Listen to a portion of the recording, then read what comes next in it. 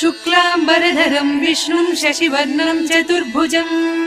प्रसन्नवदनं ध्यायेत् सर्वविघ्नोपशान्तये। शुक्लाम्बरधरं विष्णुं शशिवर्णं चतुर्भुजं प्रसन्नवदनं ध्यायेत् सर्वविघ्नोपशान्तये।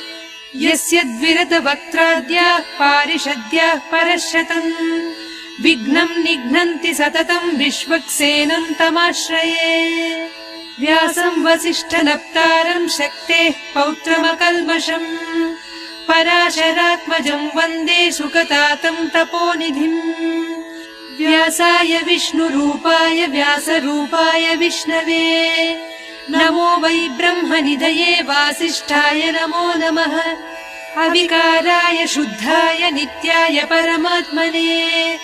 सदैकरूपरूपाय विष्णवे सर्वजिष्णवे। यस्य स्मरणमात्रेण जन्म संसारबन्धनात् विमुच्यते नमस्तस्मै विष्णवे प्रभविष्णवे। ॐ नमो विष्णवे प्रभविष्णवे। श्रीवैशम्पायन उवाच श्रुत्वा धर्मानशेषेण पावनानि च सर्वशः युधिष्ठिरः शान्तनवं पुनरेवाभ्यभाषत। युधिष्ठिर उवाच किमेकं दैवतं लोके किं वाप्येकं परायणम् स्तुवन्तः कं कमर्चन्तः प्राप्नुयुर्मानवाः शुभम्।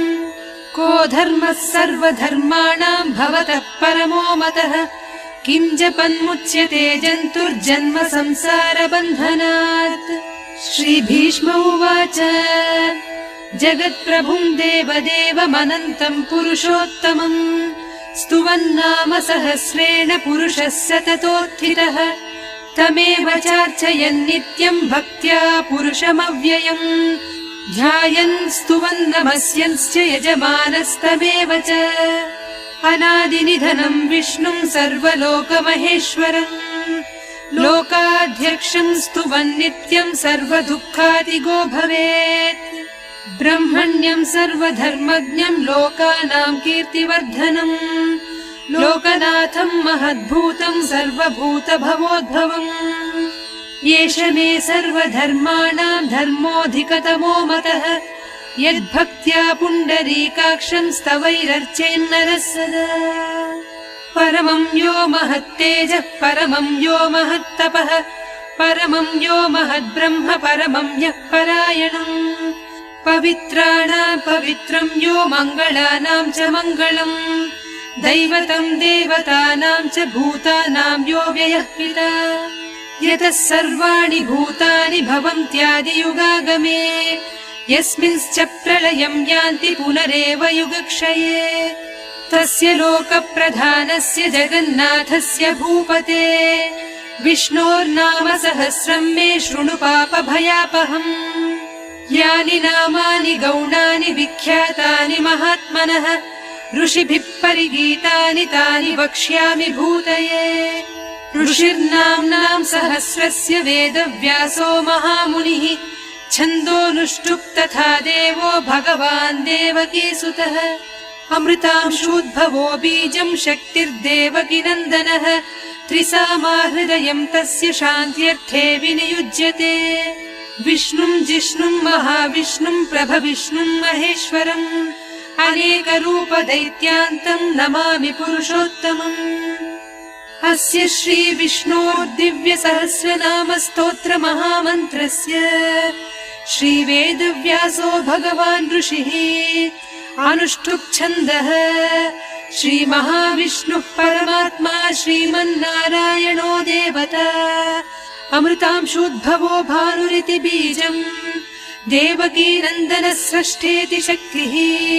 उद्भवः क्षोभणो देव इति परमो मन्त्रः शङ्खभृन्नन्दकी चक्रेति कीलकम् शार्ङ्गधन्वा गदाधर इत्यस्त्रम् रथाङ्गपाणिरक्षोभ्य इति नेत्रम् त्रिसामा सामगः सामेति कवचम् आनन्दम् परब्रह्मेति योनिः ऋतुः सुदर्शनः काल इति दिग्बन्धः श्रीविश्वरूप इति ध्यानम् श्रीमहाविष्णु प्रीत्यर्थे सहस्रनाम जपे विनियोगः। ध्यानम् क्षीरोदन्वत्प्रदेशे शुचिमणिविलसत्सैकते मौक्तिकानाम् माला क्लुप्तासनस्थ स्फटिकमणिनिभैर्मौक्तिकैर्मण्डिताङ्गः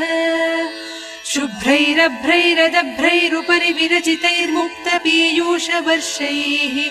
आनन्दीनः पुनीयादरिनलिन गदा शङ्खपाणिर्मुकुन्दः भूः पादौ यस्य नाभिर्वियदसुरनिलश्चन्द्रसूर्यौ च नेत्रे कर्णावासाः शिरोद्यौर्मुखमपि दहनो यस्य वास्तेयमब्धिः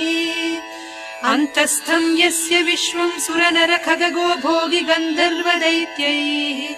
चित्रं रम्यते तं त्रिभुवनवपुषं विष्णुमीशं नमामि। ॐ नमो भगवते वासुदेवाय। शान्ताकारं भुजगशयनं पद्मनाभं सुरेशं विश्वाकारं गगनसदृशं मेघवर्णं शुभाङ्गम् लक्ष्मीकान्तं कमलनयनं योगिहृद्ध्यानगम्यम् वन्दे विष्णुं भवभयहरं सर्वलोकैकनाथम्। मेघश्यामं पीतकौशेयवासं श्रीवत्साङ्कं कौस्तुभोद्भासिताङ्गम् पुण्योपेतं पुण्डरीकायताक्षं विष्णुं वन्दे सर्वलोकैकनाथम्। नमः समस्तभूतानामादिभूताय भूघृते अनेकरूपरूपाय विष्णवे प्रभविष्णवे सशङ्खचक्रं सकिरीटकुण्डलं सपीतवस्त्रं सरसीरुहेक्षणम्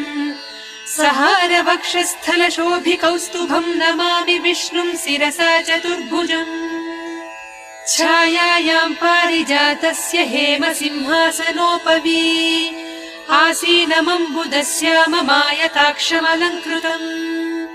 चन्द्राननं चतुर्बाहुं श्रीवत्साङ्कितवक्षसम् रुक्मिणी सत्यभामाभ्यां सहितं कृष्णमाश्रये।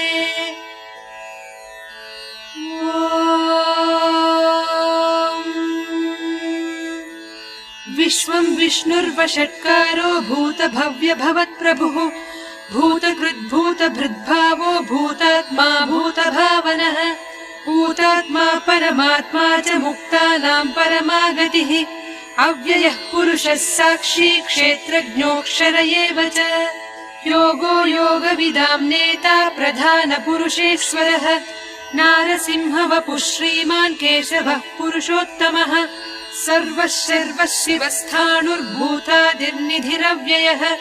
सम्भवो भावनो भर्ता प्रभव प्रभुरीश्वरः स्वयंभूः शम्भुरादित्यः पुष्कराक्षो महास्वनः अनादिनिधनो धाता विधाता धातुरुत्तमः अप्रमेयो हृषीकेशः पद्मनाभो वरप्रभुः विश्वकर्मा मनुस्त्वष्टा स्थविष्ठस्थविरो ध्रुवः अग्राह्यः शाश्वतः कृष्णो लोहिताक्षप्रतर्दनः प्रभूतस्त्विककुब्धाम पवित्रम् मङ्गलम् परम् ईशानः प्राणदः प्राणो ज्येष्ठः श्रेष्ठः प्रजापतिः हिरण्यगर्भो भूगर्भो माधवो मधुसूदनः ईश्वरो विक्रमी धन्वी मेधावी विक्रमक्रमः अनुत्तमो दुराधर्षः कृतज्ञकृतिरात्मवान् सुरेशः शरणं शर्म विश्वरेताः प्रजाभवः अहः संवत्सरो व्याळः प्रत्ययः सर्वदर्शनः अजः सर्वेश्वरः सिद्धः सिद्धिः सर्वादिरच्युतः वृषाकपिरमेयात्मा सर्वयोगविनिःश्रुतः वसुर्वसुमनाः सत्यः समात्मा संमितः समः अमोघः पुण्डरीकाक्षो वृषकर्मा वृषाकृतिः रुद्रो बहुशिरा बभ्रुर्विश्वयोनिः शुचिश्रवाः अमृतः शाश्वतस्थाणुर्वरारोहो महातपाः सर्वगः सर्वविद्भानुर्विश्वक्सेनो जनार्दनः वेदो वेदविदव्यङ्गो वेदाङ्गो वेदवित्कविः लोकाध्यक्षः सुराध्यक्षो धर्माध्यक्षः कृताकृतः चतुरात्मा चतुर्व्यूहश्चतुर्दंष्ट्रश्चतुर्भुजः भ्राजिष्णुर्भोजनं भोक्ता सहिष्णुर्जगदादिजः अनघो विजयोजेत विश्वयोनिः पुनर्वसुः उपेन्द्रो वामनप्रांशुरमोघः सुचिरूर्जितः अतीन्द्रः सङ्ग्रहः सर्गो धृतात्मा नियमो यमः वेद्यो वैद्यः सदा योगी वीरः माधवो मधुः अतीन्द्रियो महामायो महोत्साहो महाबलः महाबुद्धिर्महावीर्यो महाशक्तिर्महाद्युतिः अनिर्देश्य वपुः श्रीमान् अमेयात्मा महाद्विधृत् महेश्वासो महीभर्ता श्रीनिवासः सताङ्गतिः अनिरुद्धः सुरानन्दो गोविन्दो गोविदाम्बरिः मरीचिर्दमनोहंसः सुवर्णो भुजगोत्तमः हिरण्यनाभः सुतपाः पद्मनाभः प्रजापतिः अमृत्युः सर्वदृक्सिंहः सन्धाता सन्धिमान् स्थिरः अजो दुर्मर्षणः शास्ता विश्रुतात्मा सुरारिः गुरुर्गुरुतमो धाम सत्यः सत्यपराक्रमः निमिषो निमिषस्रग्वी वाचस्पतिरुदारधीः अग्रणीर्ग्रामणी श्रीमान् न्यायो नेता समीरणः सहस्रमूर्धा विश्वात्मा सहस्राक्षः सहस्रपात् आवर्तनो निवृत्तात्मा संवृतः सम्प्रमर्दनः अहः संवर्तको वह्निरनिलो धरणीधरः सुप्रसाद प्रसन्नात्मा विश्वसृड्विश्वभुग्विभुः सत्कर्ता सत्कृतः साधुर्जह्नुर्नारायणो नरः असङ्ख्येयो प्रमेयात्मा विशिष्टः शिष्टकृच्छुचिः सिद्धार्थः सिद्धसङ्कल्पः सिद्धिदः सिद्धिसाधनः वृषाही वृषभो विष्णुर्वृषपर्वा वृषोदरः वर्धनो वर्धमानश्च विविक्तः श्रुतिसागरः सुभुजो दुर्धरो वाग्मी महेन्द्रो वसुदो वसुः नैकरूपो बृहद्रूपः सिपिविष्टप्रकाशनः ओजस्तेजोद्युतिधरः प्रकाशात्मा प्रतापनः रुद्धस्पष्टाक्षरो मन्त्रश्चन्द्रांशुर्भास्करद्युतिः अमृतांशूद्भवो भानुः शशबिन्दुः सुरेश्वरः औषधम् जगतः सेतुः सत्यधर्मपराक्रमः भूतभव्य भवन्नाथः पवनः पावनो नरः कामः कामकृत्कान्तः कामः कामप्रदप्रभुः युगादिकृत्युगावर्तो नैकमायो महाशनः अदृश्यो व्यक्तरूपश्च सहस्रजिदनन्तजित् इष्टो विशिष्टः शिष्टेष्टः शिखण्डी नहुषो वृषः क्रोधः क्रोधकृत्कर्ता विश्वबाहुर्महीधरः अच्युत प्रथित प्राणः प्राणदो वासवानुजः अपां निधिरधिष्ठानमप्रमत्त प्रतिष्ठितः स्कन्द स्कन्दधरो धुर्यो वरदो वायुवाहनः वासुदेवो बृहद्भानुरादिदेवः पुरन्दरः अशोकस्तारणस्तारः शूरः शौरिज्जनेश्वरः अनुकूलः शतावर्तः पद्मी पद्मनिभेक्षणः पद्मनाभोरविन्दाक्षः पद्मगर्भः शरीरभृत् महर्धिर्वृद्धो वृद्धात्मा महाक्षो गरुडध्वजः अतुलः शरभो भीमः समयज्ञो हविर्हरिः सर्वलक्षणलक्षण्यो लक्ष्मीवान् समितिञ्जयः विक्षरो रोहितो मार्गो हेतुर्दामोदरः सहः महीधरो महाभागो वेगवानमिताशनः उद्भवः क्षोभणो देवः श्रीगर्भः परमेश्वरः करणम् कारणम् कर्ता विकर्ता गहनो गुहः व्यवसायो व्यवस्थानः संस्थानस्थानदो ध्रुवः परर्धिः परमस्पष्टः तुष्टः पुष्टः सुभेक्षणः रामो विरामो विरतो मार्गो नेयो नयो नयः वीरः शक्तिमताम् श्रेष्ठो धर्मो धर्मविदुत्तमः वैकुण्ठः पुरुषः प्राणः प्राणद प्रणवपृथुः हिरण्यगर्भः शत्रुघ्नो व्याप्तो वायुरधोक्षजः ऋतुः सुदर्शनः कालः परमेष्ठी परिग्रहः उग्रः संवत्सरो दक्षो विश्रामो विश्वदक्षिणः विस्तारस्थावरस्थाणुः प्रमाणम् बीजमव्ययम् अर्थोऽनर्थो महाकोशो महाभोगो महाधनः अनिर्विण्णस्थविष्ठो भूर्धर्मयूपो महामखः नक्षत्रनेमिर्नक्षत्री क्षमक्षामः समीहनः यज्ञयुज्यो महेज्यश्च क्रतुः सत्रम् सताङ्गतिः सर्वदर्शी विमुक्तात्मा सर्वज्ञो ज्ञानमुत्तमम् सुव्रतः सुमुखः सूक्ष्मः सुघोषः सुखदः सुहृत् मनोहरोजितक्रोधो वीरबाहुर्विदारणः स्वापनः स्ववशो व्यापी नैकात्मा नैककर्मकृत् वत्सरो वत्सलो वत्सी रत्नगर्भो धनेश्वरः धर्मगुब्धर्मकृद्धर्मी सदसत्क्षरमक्षरम् अविज्ञाता सहस्रांशुर्विधाता कृतलक्षणः गभस्तिनेमिः सत्त्वस्थः सिंहो भूतमहेश्वरः आदिदेवो महादेवो देवेशो देवभृद्गुरुः उत्तरो गोपतिर्गोप्ता ज्ञानगम्यः पुरातनः शरीरभूतभृद्भोक्ता कपीन्द्रो भूरि दक्षिणः सोमपोमृतपः सोमः पुरुजित्पुरुषत्तमः विनयो जयः सत्यसन्धो दाशार्हः सात्वताम् पतिः जीवो विनयिता साक्षी मुकुन्दोमितविक्रमः अम्भोनिधिरनन्तात्मा महोदधिशयोऽन्तकः अजो महार्हः स्वाभाव्योजिता मित्रप्रमोदनः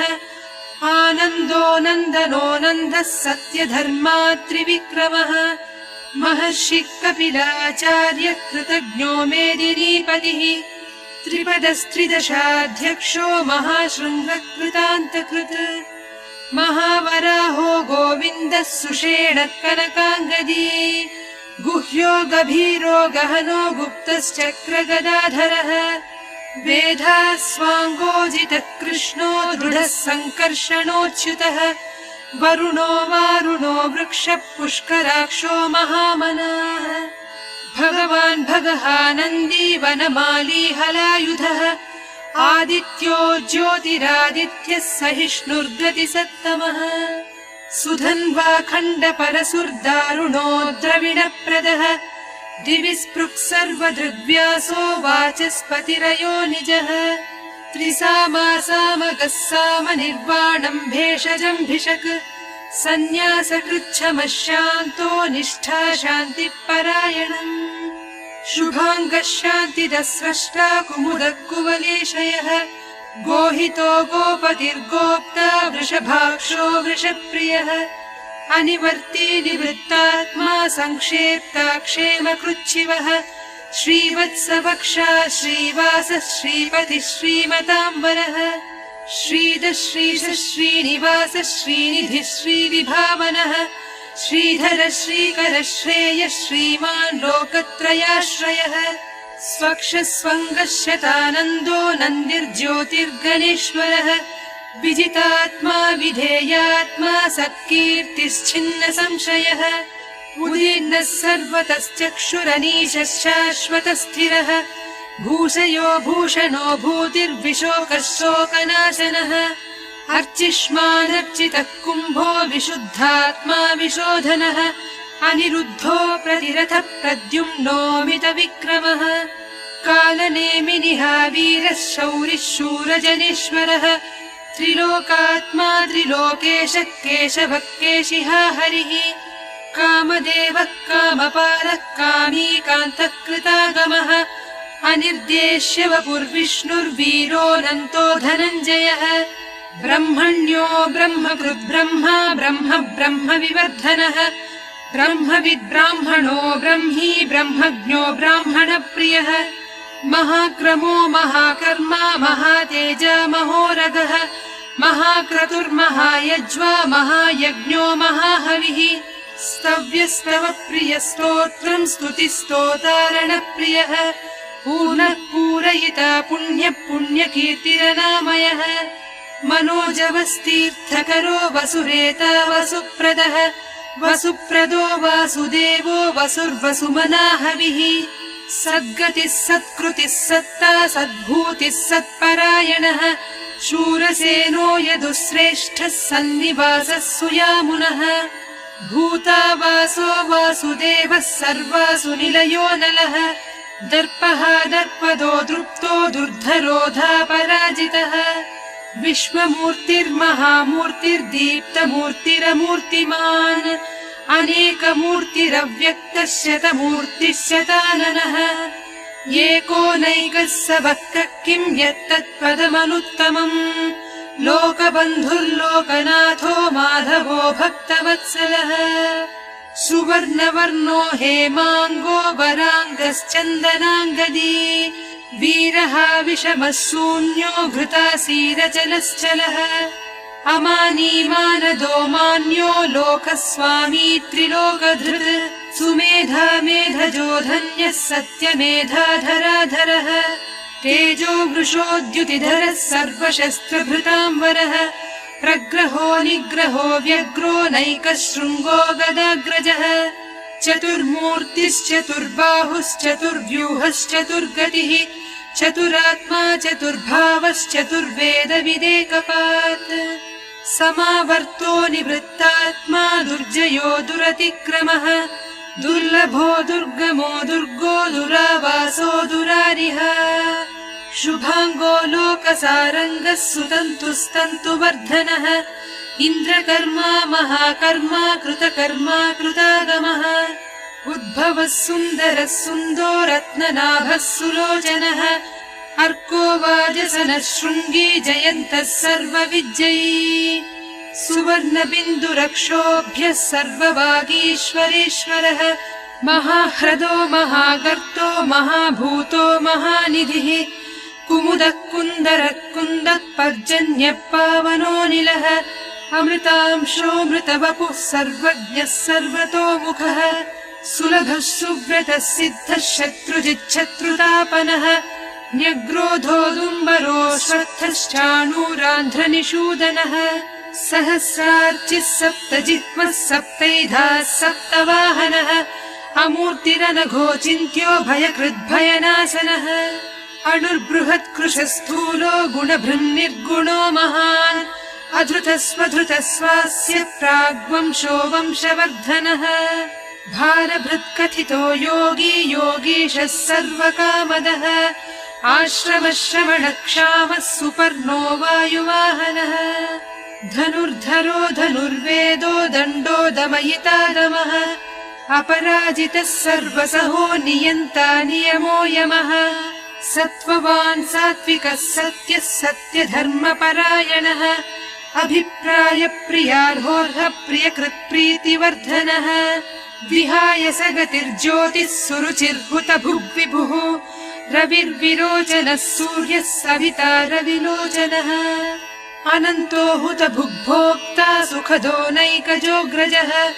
अनिर्विण्णः सदामर्षि लोकाधिष्ठानमद्भुतः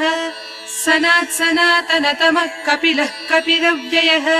स्वस्तिदः स्वस्तिकृत् स्वस्ति स्वस्ति भुक् स्वस्ति दक्षिणः अरौद्रः कुण्डली चक्री विक्रम्योर्जितशासनः शब्दातिगः शब्दसः शिशिरः शर्वरीकरः अक्रूरपेशलो दक्षो दक्षिणः क्षमिणाम् वरः विद्वत्तमो वीतभयः पुण्यश्रवणकीर्तनः उत्तारणो दुष्कृतिः पुण्यो दुःस्वप्ननाशनः वीरः रक्षणः सन्तो जीवनम् पर्यवस्थितः अनन्तरूपोऽनन्तः श्रीर्जितमन्युर्भयापहः चतुरश्रो गभीरात्मा विदिशो व्यादिशो दिशः अनादिर्भूर्भुवो लक्ष्मी सुवीरो रुचिराङ्गदः जननो जनजन्मादिर्भीमो भीमपराक्रमः आधारनिलयो धाता पुष्पहासप्रजागरः ऊर्ध्वगः सत्पथाचारः प्राणदप्रणवप्पणः प्रमाणम् प्राणनिलय प्राणभृत्प्राणजीवनः तत्त्वम् तत्त्वविदेकात्मा जन्म मृत्युजरातिगः भूर्भुवः स्वस्तरुस्तारः सविता प्रपितामहः यज्ञो यज्ञपतिर्यज्वा यज्ञाङ्गो यज्ञवाहनः यज्ञभृद्यज्ञकृद्यज्ञी यज्ञभुग्यज्ञसाधनः यज्ञान्तकृत्यज्ञगुह्यमन्नमन्नादयेव च आत्मयोनिः स्वयं जातो वैखानः सामगायनः देवकीनन्दनः स्रष्टा क्षिती सत्पापनाशनः शङ्खभृन्नन्दकी चक्री शाङ्गधन्वा गदाधरः रथाङ्गपाणिरक्षोभ्यः सर्वप्रहरणायुधः श्रीसर्वप्रहरणायुध वो नम इति वनमाली गदीशाङ्गी शङ्खी चक्री च नन्दकी श्रीमन्नारायणो विष्णुर्वासुदेवोऽभिरक्षतु वनमाली गदीशाङ्गी शङ्खी चक्री च नन्दकी श्रीमन्नारायणो विष्णुर्वासुदेवोऽभिरक्षतु श्रीवासुदेवोऽभिरक्षत्वो नम इतीदम् कीर्तनीयस्य केशवस्य महात्मनः नाम्नाम् सहस्रम् दिव्यानामशेषेण प्रकीर्तितम् य इदम् शृणुयान् नित्यम् यश्चापि परिकीर्तयेत् नाशुभम् प्राप्नुयात् किञ्चित् सोमुत्रेह च मानवः वेदान्तगो ब्राह्मणः स्यात् क्षत्रियो विजयी भवेत् वैश्यो धनसमृद्धः स्यात् शूद्रः सुखमवाप्नुयात् धर्मार्थी प्राप्नुयात् धर्ममर्थार्थी चार्थमाप्नुयात् कामानवाप्नुयात् कामी प्रजार्थी चाप्नुयात् प्रजाः भक्तिमान्यः सदोत्थाय शुचिस्तद्गतमानसः सहस्रम् वासुदेवस्य नाम्नामेतत् प्रकीर्तयेत् यशः प्राप्नोति विपुलम् याति प्राधान्यमेव च अचलाम् श्रियमाप्नोति श्रेयः प्राप्नोत्यनुत्तमम् न भयम् क्वचिदाप्नोति वीर्यम् तेजश्च विन्दति भवत्यरोगो द्युतिमान् बलरूपगुणान्वितः रोगार्तो मुच्यते रोगात् बद्धो मुच्येत बन्धनात् भयान्मुच्येत भीतस्तु मुच्येतापन्नापदः दुर्गाण्यतितरत्यासु पुरुषः पुरुषोत्तमम् स्तुवन्नाम सहस्रेण नित्यम् भक्तिसमन्वितः वासुदेवाश्रयो मर्त्यो वासुदेवपरायणः सर्वपापविशुद्धात्मा याति ब्रह्म सनातनम् न वासुदेव भक्तानामशुभम् विद्यते क्वचित् जन्म मृत्युजरा व्याधि भयम् नैवोपजायते इमम् स्तवमधीयानः श्रद्धा भक्तिसमन्वितः युज्येतात्मा सुखक्षान्तिः श्रीधृतिः स्मृतिकीर्तिभिः न क्रोधो न च मात्सर्यम् न लोभो नाशुभामतिः भवन्ति कृतपुण्यानाम् भक्तानाम् पुरुषोत्तमे द्यौः स चन्द्रार्कनक्षत्रम् खम् दिशो भूर्महोदधिः वासुदेवस्य वीर्येण विधृतानि महात्मनः ससुरासुरगन्धर्वम् स यक्षोरगराक्षसम् जगद्वसे वर्तदेदम् कृष्णस्य सचराचरम् इन्द्रियाणि मनोबुद्धिः सत्त्वम् तेजो बलम् धृतिः वासुदेवात्मकान्याहुः क्षेत्रम् क्षेत्रज्ञ एव च सर्वागमानामाचार प्रथमम् परिकल्पितः आचारप्रभवो धर्मो धर्मस्य प्रभुरच्युतः ऋषयः पितरो देवा महाभूतानि धातवः जङ्गमाजङ्गमम् चेदम् जगन्नारायणोद्भवम् योगो ज्ञानम् तथा साङ्ख्यम् विद्या शिल्पादिकर्म च वेदाः शास्त्राणि विज्ञानमेतत् सर्वम् जनार्दनात् एको विष्णुर्महद्भूतम् पृथग्भूतान्यनेकशः त्रीन् लोकान् व्याप्य भूतात्मा भुङ्क्ते विश्वभुगव्ययः इमम् स्तवम् भगवतो विष्णोर्व्यासेन कीर्तितम् पठेद्य इच्छेत् पुरुषः श्रेयः प्राप्तुम् सुखानि च विश्वेश्वरमजम् देवम् जगतः प्रभुमव्ययम् भजन्ति ये पुष्कराक्षम् न ते यान्ति पराभवम् न ते यान्ति पराभवम् नम इति अर्जुन उवाच पद्मपत्र विशालाक्ष पद्मनाभसुरोत्तम भक्तानामनुरक्तानाम् त्राता भव जनार्दन श्रीभगवानुवाच यो माम् नाम सहस्रेण स्तोतुमिच्छति पाण्डव स सोऽहमेकेन श्लोकेन स्तुत एव न संशयः स्तुत एव न संशयवोन्नम इति। व्यास उवाच वासनाद्वासुदेवस्य वासितं ते जगत्त्रयम् सर्वभूतनिवासोऽसि वासुदेव नमोऽस्तु ते। श्रीवासुदेव नमोऽस्तु तवोन्नम इति। पार्वत्युवाच केनोपायेन लघुना विष्णोर्नाम सहस्रकम् पठ्यते पण्डितैर्नित्यम् श्रोतुमिच्छाम्यहम् प्रभो। ईश्वर उवाच श्रीराम राम रामेति रमे रामे मनोरमे सहस्रनाम तत्तुल्यम् राम नाम वरानने। श्रीराम राम रामेति रमे रामे मनोरमे सहस्रनाम तत्तुल्यम् राम नाम वरानने। श्रीराम राम रामेति रमे रामे मनोरमे सहस्रनाम तत्तुल्यम् राम नाम वरानने। श्रीराम नाम वरानन नमो इति। ब्रह्मोवाच नमोऽस्मरन्ताय सहस्रमूर्तये सहस्रपादाक्षि शिरोरुबाहवे सहस्रनाम्ने पुरुषाय शाश्वते सहस्रकोटियुगधारिणे नमः। सहस्रकोटियुगधारिण नमो इति। सञ्जय उवाच यत्र योगेश्वर कृष्णो यत्र पार्थो धनुर्धरः तत्र श्रीर्विजयो भूतिर्ध्रुवा नीतिर्मतिर्मम। श्रीभगवानुवाच अनन्याश्चिन्तयन्तो माम् ये जनाः पर्युपासते तेषाम् नित्याभियुक्तानाम् योगक्षेमम् वहाम्यहम्। परित्राणाय साधूनाम् विनाशाय च दुष्कृताम् धर्म संस्थापनार्थाय सम्भवामि युगे युगे। आर्ता विषण्णाः शिथिलाश्च भीताः घोरेषु च व्याधिषु वर्तमानाः